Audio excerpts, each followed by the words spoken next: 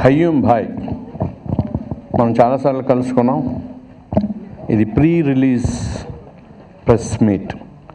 అంటే సినిమా ముందు సినిమా మేము చూసుకున్నాం, చాలా అద్భుతంగా వచ్చింది, ఆనందాన్ని మీతో పంచుకున్నామని. రేపు 30 తర్వాత సినిమా గురించి నేను ఇప్పుడేం మాట్లాడదలుచుకోవాలి. రేపు 30 తర్వాత సినిమా మాట్లాడుతుంది, మీరే మాట్లాడతారు, మనందరం కలిసి పేపర్లో ప్రజలకు మాట్లాడతాం, ప్రజలు మాట్లాడతారు. పోతే నేను ఇక్కడ ముఖ్యంగా ఈ సభలోకి రావడం కారణం, కట్టా రాంబాబు గారు నాకు చాలా కాలం నుంచి పరిచయం. ఆయన సినిమా తీద్దామని ముందుకు వచ్చాడు.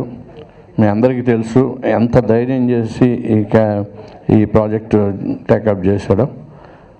అలాగే నాకు కొంచెం ముందు డౌట్ ఉన్నా కూడా తర్వాత ఎన్ని ఒడిదొడుకులు వచ్చినా ఎక్కడ ఆగకుండా అనుకున్న ప్రకారంగా సినిమాని ఈ రోజుకి పూర్తి చేసి రేపు 30కి మనం ప్రజల ముందుకు రావడానికి సన్నాహాలు చేశాడు. దానికి నేను చాలా ఆయన అప్రిషియేట్ చేస్తున్నాను. ఆయనకు సహకరించిన అందరికీ కూడా కృతజ్ఞత తెలియజేసి నమస్కారం. ఈ సినిమాకి ఒక స్పెషాలిటీ ఉంది. జనరల్గా రొటీన్ సినిమాలు చూసి విసిగెత్తిపోయిన జనానికి ఈ సినిమా డెఫినెట్గా నచ్చుద్ది. ఎందుకంటే నెంబర్ 1 నయీం భాయ్ అనేది పాయింట్ చాలా కొత్త పాయింట్. అది లేటెస్ట్గా ఈ మన టీవీలోని పేపర్లో చూస్తున్నాం. దాన్ని తీసుకుని రాంబాబు గారు కరెక్ట్గా నయీం ఎలా ఉంటాడో మేము సరిగ్గా చూడలేదు, కానీ ఈయనలాగే నయీం ఉంటాడు అని అంత గొప్పగా ఆయన గెటప్ని తీర్చిదిద్దారు. ముందు దర్శకుడు భరత్ని అభినందించాలి. ఎందుకంటే సీనియర్ ఆర్టిస్టులు పనిచేయడం ఎవరి వల్ల నవ్వుద్ది, ఏ డైరెక్టర్ని చేయగలడు. కానీ ఒక కొత్త ఆర్టిస్ట్ని ఆ గెటప్లు పెట్టి ఆ మేనరిజం పెట్టి అలాగా చేయటం అనేది చాలా గ్రేట్ థింగ్. అందుకు ముందుగా భరత్ని అభినందిస్తున్నాం. ఎందుకంటే భరత్ ఇవాళ డైరెక్టర్ కాదు, ఒకప్పుడు తపస్సు, డాక్టర్ బిఆర్ అంబేద్కర్ లాంటి చిత్రాల నుంచి లేటెస్ట్గా మైసమ్మ ఐపీఎస్ లాంటి హిట్ సినిమాలు తీసిన మంచి డైరెక్టరు, 35-36 సినిమాలు తీసిన ఎక్స్పీరియన్స్ డైరెక్టరు. అతని చేతిలో ఈ సినిమా పట్టడం, అలాగే రాంబాబు గారు ఖర్చుకి ఎక్కడా వెనుకాడకుండా చాలా రిచ్గా కాస్ట్లీగా తీశారు ఈ సినిమా. మనం ఇవాళ ట్రైలర్స్ చూసాం. అంత మంచి సినిమా ప్రేక్షకులకు వెళ్తే సరైన డిస్ట్రిబ్యూటర్, సరైన రిలీజ్ డేటు ఉంటే సక్సెస్కి మూల కారణం అవుద్ది. ఆ ఉద్దేశంతో రేపు 30వ తారీఖుని సినిమా అన్ని ఏరియాల్లోనూ కూడా చాలా ఎక్కువ థియేటర్లో రిలీజ్ చేస్తున్నారు. ఒక మంచి సినిమాని ప్రేక్షకులు చూడటానికి అవకాశం కల్పించేలాగా డిస్ట్రిబ్యూటర్లు అన్నీ కూడా థియేటర్లు కూడా మాట్లాడి కరెక్ట్గా చేస్తున్నారు. కాబట్టి ఈ సినిమా పబ్లిసిటీ విషయంలో కానీ ప్రొడక్షన్ వాల్యూస్లో కానీ ఎక్కడ ఒక పెద్ద బడ్జెట్ సినిమాకి తగ్గకుండా ఈ సినిమాని తీశారు. ఈ ఖయ్యూమ్ భాయ్ అనే సినిమాలో నేను ఒక మంచి క్యారెక్టర్ చేశాను. నాకు ఈ క్యారెక్టర్ ఇచ్చిన శారదాదేవి గారికి, కట్టా రాంబాబు గారికి, దర్శకులు భరత్ గారికి నమస్కారాలండి. ఈ సినిమా ఇట్టు కావాలని మనసారా కోరుకుంటున్నాను. చెప్తాం, మళ్ళీ చెప్తానే ఉంటాం. ఖయ్యూమ్ భాయ్ మంచి సినిమా అండి. ఫ్రమ్ ద వెరీ బిగినింగ్ ఎప్పుడైతే స్క్రిప్ట్ చేశారో స్క్రిప్ట్ దగ్గర నుంచి నేను ఉన్నాను. అండ్ ఎస్పెషలీ భరత్ అందరూ చెప్పినట్టు is a good technician. Unfortunately ఆయనకి రావాల్సిన స్థానం ఇంకా not he's come at. I think after this film he will go to places. Katta Sharadadevi garu producer, మా చెల్లి లాంటిది. ఈయన బావ పన్నీరు. సో ఇదంతా ఇది ఒక ఫ్యామిలీ అఫైర్ లాగా ఉండేది. షూటింగ్లో అయితే మాకు పిక్నిక్ అండి. రోజు అసలు it was like A picnic. Evening అవగానే అందరూ సరదాగా అందరూ కూర్చుంటాం, మాట్లాడుకుంటాం. హోటల్స్ సాయంత్రం రండి బావ ఈ గుంటూరు నుంచి వచ్చేవాళ్ళు, అక్కడి నుంచి భోజనాలు తెచ్చేవాళ్ళు. అలా సినిమా షూటింగ్ చేసినంతసేపు మరి ఆయన ఎన్ని బాధలు పడ్డాడో, డబ్బులు ఉన్నాయో లేవో తెలియదు కానీ, బట్ డబ్బులు లేవు అన్నట్టు ఫీలింగ్ ఎక్కడా లేదు. He spent a lot of money and సినిమాని సినిమాలాగే తీశాడు.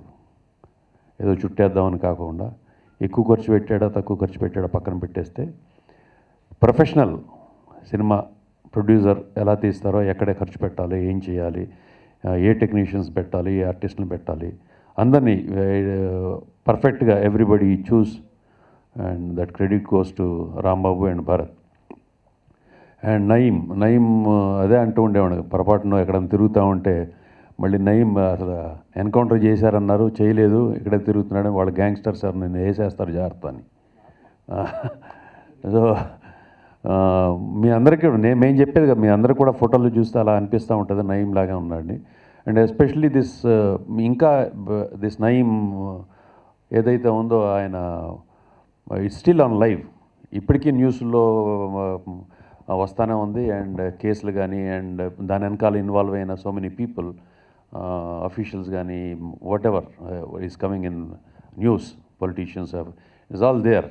సో ఆడియన్స్లో ఒక పెద్ద క్యూరియాసిటీ ఉంటుంది. వాళ్ళు పేపర్లో కొంచెం అట్లా చదివి ఉంటారు, కానీ సినిమా వాళ్ళు డెఫినెట్గా దాని గురించి రీసెర్చ్ చేసి ఏం జరుగుంటుంది అనేసి అని చేసి అన్నీ కూడా పెట్టుంటారు. ఏదైతే మన న్యూస్లో చూడలేదో చదవలేదో అవన్నీ ఉంటాయనే ఒక ఇంట్రెస్ట్ డెఫినెట్గా ఆడియన్స్కి. I feel audience will have 100% interest to watch this film.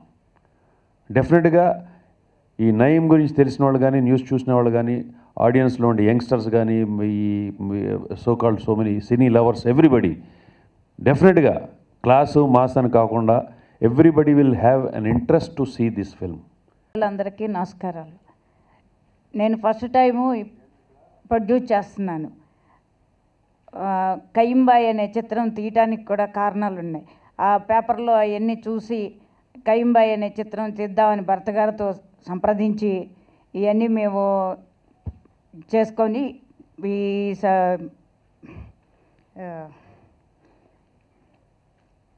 చేసి మొత్తం సజమానంతా పూర్తి చేసి 30వ తారీఖు విడుదల చేస్తున్నాము. ఇక్కడికి వచ్చిన వీడియో కమిటీ వాళ్ళకి, పిఆర్ వాళ్ళకి, నా ఫ్రెండ్స్కి హృదయపూర్వకంగా నమస్కారం చెప్తున్నాం.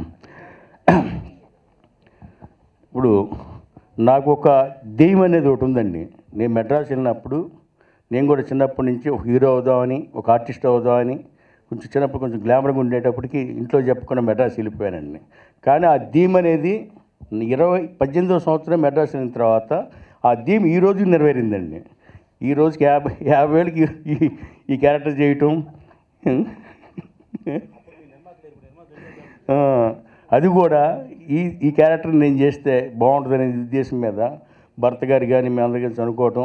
దానికి ముఖ్యంగా నా శ్రీమతి కట్టా శారద నాకు మ్యాక్సిమం అండ్ వాళ్ళ బ్రదర్సు పల్నాడు శ్రీనివాసరావు, ధనంజయ్ గారు, తర్వాత ఇంకా మెయిన్ పెద్ద ఆయన పత్తిపాటి పుల్లారావు, వీళ్ళందరూ సహారంతో ఈ సినిమా నుండి ఎంత ఖర్చు అయినా పెట్టి దీన్ని ఇటు కొట్టాలి, సినిమా పరంగా చేయాలి అని చెప్పేసి దాంతోనే బాగా బ్రహ్మాండంగా చేశారండి. నేను చూశాను సినిమా అయితే ఎక్స్ట్రా చాలా బాగుంది. ఈ ఫంక్షన్ ఎందుకు పెట్టానంటే ప్రీ రిలీజ్ ఫంక్షను, అందులో ఆడియో కూడా నాకు రెస్పాన్సిబిలిటీ వస్తుంది సార్, చాలా బాగుంది సాంగ్స్ అని చెప్పేసి ఆడియో పెద్ద హిట్ అయిందండి. తర్వాత ప్రీ రిలీజ్ ఫంక్షన్గా భావించి ఈ ప్రెస్ మీట్ ఏర్పాటు చేశాను. అంతేకాదండి, ముఖ్యంగా రేపు రాబోయే రంజాన్ శుభాకాంక్షలకి అందరూ నా సోదరులకి, హిందువులకి, ముస్లిమ్స్కి అందరికీ నా హృదయపూర్వక నమస్కారం చేస్తూ ఈ సినిమాను చూసి ఏమి ఇలా చేశాడు నయీం అనేది ఈ సినిమాను చూసి అందరూ ఆదరిస్తారని మనసారా కోరుకుంటున్నానండి. Thank you sir.